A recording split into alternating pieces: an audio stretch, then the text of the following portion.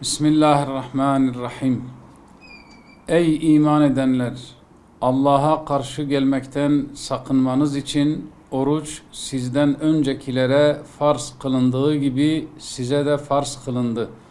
Bakara suresi 183. ayet-i kerime. Mübarek Ramazan ayına kavuştunuz. Yüce Allah bu ayda size oruç tutmayı farz kıldı. Bu ayda sema, cennet kapıları açılır, cehennem kapıları ise kapanır ve şeytanların azgınları bağlanır.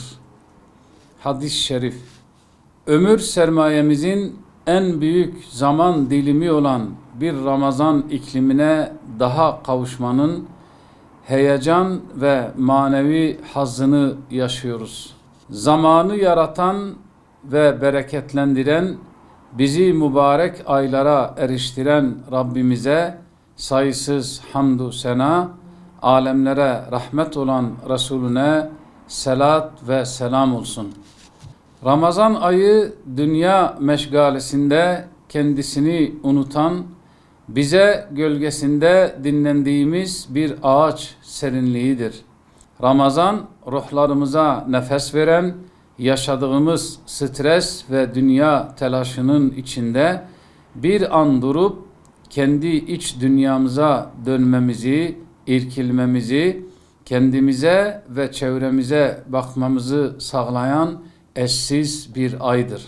Ramazan toparlanmamız ve istikamet bulmamız için bizlere yeni bir can, yeni başlangıçlar sunan ve yeni bir nefes getirir.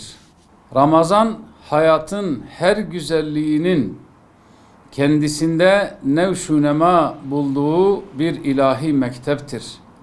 Bir ay boyunca süren yoğunlaştırılmış bir Rabbani eğitimdir. Ramazan eğitimi bir malumatlar yığını değildir.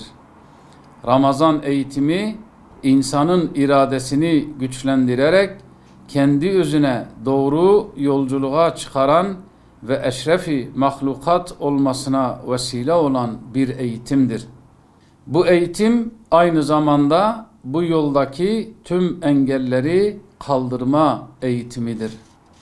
Ramazan orucu kişiyi heva ve hevesinin tasallutundan çıkararak onu hür kılan bir ibadettir.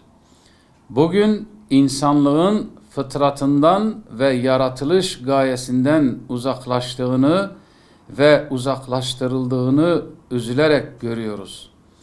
Fıtrat, insanın özüne dönmesi, Rabbinin şemsiyesi altına girerek ilahi mesajla aydınlığa çıkmasıdır. Umulur ki korunasınız sırrınca, Ramazan ayının hedeflerinden biri de müminlere kurtuluş reçetesi vererek onları sırat-ı müstakime iletmek, böylelikle onları ebedi mutluluk diyarı cennete götürme adımıdır. Ramazan ayı Kur'an ayıdır. Kur'an'ın indirilmeye başlandığı aydır. Ramazan ruhlara şifa, Kur'an'la daha fazla buluşmaya, onun manevi lezzetini almaya, onunla hayat bulmaya davettir. Mümin kullar Ramazan ayıyla beraber Kur'an'la daha fazla hemhal olmalılar.